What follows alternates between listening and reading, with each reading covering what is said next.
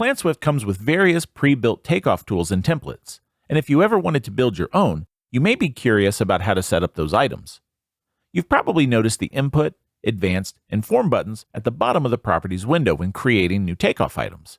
You may have even clicked on one of them, only to get overwhelmed by what you saw. That's understandable.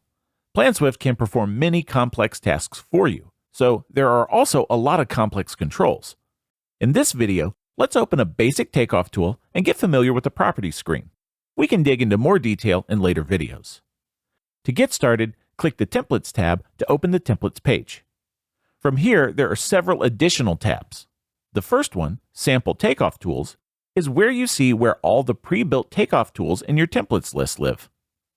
Let's expand the first folder, General Takeoff Tools, and then open Linear Takeoff Tools. Inside, you'll see a basic linear tool for drawing simple linear takeoff and generating a linear foot measurement. Double-click on Basic Linear to open the Properties window. Since Basic Linear is a takeoff tool template, we see the Form view first. Part templates display the Input view instead. In most cases, both views show you the same information, just laid out a little differently. The layout of the Form screen is customizable, so it's for takeoff tools you use all the time. Both views show input fields, or fields where you must enter information for the template to function. The data could be as simple as a name and color, or more detailed properties like height, width, depth, number of sides, or more. You've seen PlanSwift generate a lot of complex data, even for something as simple as a basic linear takeoff, so there's more going on behind the scenes.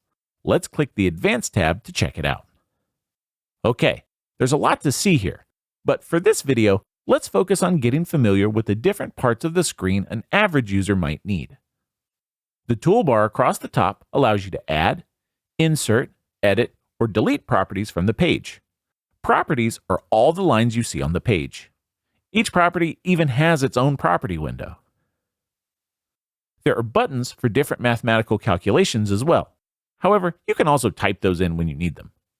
You can copy, paste, reorder, or refresh items. The Show button allows you to see different types of properties. For instance, the last 3 columns lock the property, hide the property, or turn the property into an input field. The Show button allows you to toggle between seeing just the input properties, seeing the hidden properties, every property, or returning to normal. Clicking Form Layout allows you to edit the form view. You can watch the video Editing the Form to learn more about that. The central portion of the screen contains several different sections, but again, let's focus on the most common sections. The first one is Item, where you can describe the item you're taking off. Inside, there are the description and name fields, both of which appear on the form we saw first. The most important field is Type. What you see on the Advanced tab changes depending on the type and plugins you have licensed. So even if you're following along with me on your machine and doing exactly as I do, you might still see different stuff. That's okay. Luckily, the layout of the screen remains roughly the same, and it's just the number of fields that varies. So this item is a linear takeoff tool. You'll see hundreds of different options if you click the drop-down menu in the Type field. The good news is that most users will only ever use a handful of these. After the Item section is the Estimating section, which contains many properties with formulas that feed into the Estimating tab. You can learn more about how the formulas work in the video Advanced Properties Formulas Overview. The following section is Fill, where you can define the color of your takeoff. Next, you have the Takeoff Data, which is concerned with pulling data from the takeoff shapes you draw on your pages. This section also has formulas, but we don't recommend adjusting those or you might risk corrupting your data. After that, you have the Work Breakdown structure, where you can define things like the division, phase, cost code, or other information with which you may want to use to organize or report on your data. Now, remember when I said the Type controls everything that displays on the Advanced Properties screen?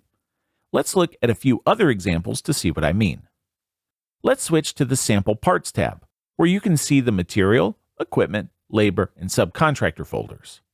Aside from the takeoff tools like linear, area, segment, and count, these are really the only other types out there out of those 200 or so that we saw earlier that most people ever use. I'll expand on the first folder for material parts and the first folder inside that. Then I'll double-click on the dumpster 3 cubic yards to open the properties. Right away, you'll notice something different. If you remember what I said earlier, we don't see the form view for part items first. Instead, we see the input view. Again, the information is the same on both, but many part items may have numerous fields, and it's generally faster and easier to simply use the input fields rather than configure a form for each one. Let's click the Advanced tab now. This screen should look familiar, but notice the different fields. For example, the Estimating section contains additional information like sales tax, and there are no formulas in the Takeoff data fields. Now that you know what to expect when you access the Advanced Properties screen, please continue to look at it whenever you can. It's essential to see how PlanSwift uses the different fields to calculate your data so you can make any tweaks or adjustments whenever necessary. Before you build, construct Connect.